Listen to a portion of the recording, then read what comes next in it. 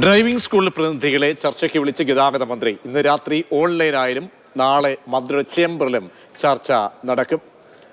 രാഹുൽ ജിനാഥ് ഉണ്ട് വിവരങ്ങൾ നൽകാൻ.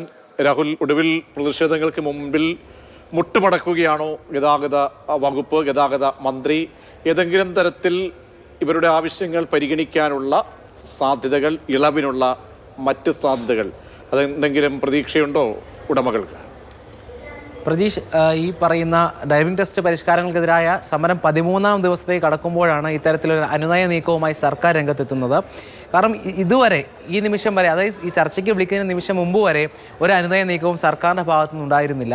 13 ദിവസമായി ഈ മുട്ടത്തറയിലാണ് നമുക്ക് ഈ കാഴ്ചകൾ കാണാൻ കഴിയുന്നത്. മുട്ടത്തറയിൽ വലിയ സമരം, വലിയ പ്രതിഷേധം നടക്കുകയായിരുന്നു.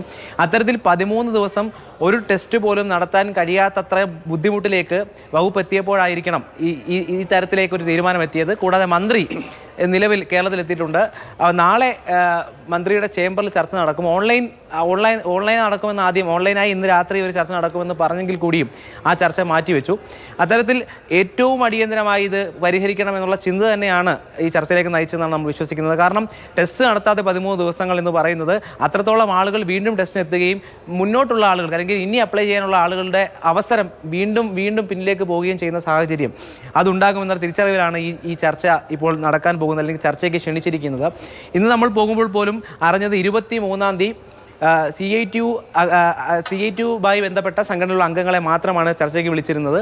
എന്നാൽ വാക്കാൽ ഈ പറയുന്ന സമരക്കാർക്ക് ഉറപ്പ് നൽകിയിരുന്നു. അതുകൊണ്ട് 23 വരെ കാത്തിരിക്കണം. അതായത് ഇന്നിപ്പം 14 ആയിട്ടുള്ളൂ. അപ്പം 23 വരെയുള്ള ദിവസങ്ങളിലും ടെസ്റ്റ് നടക്കാത്ത സാഹചര്യം ഉണ്ടാകും എന്നുള്ള വലിയ ആശങ്കയിലാണ് ഈ ടെസ്റ്റിന് പങ്കെടുക്കുന്നവരും അല്ലെങ്കിൽ സമരക്കാരുമൊക്കെ. കാരണം അവരുടെ ഉപജീവനം കൂടിയാണ്. അത്തരത്തിൽ സമരക്കാർ പങ്കുവയ്ക്കുന്ന കുറേയധികം ആശങ്കകളുണ്ട്.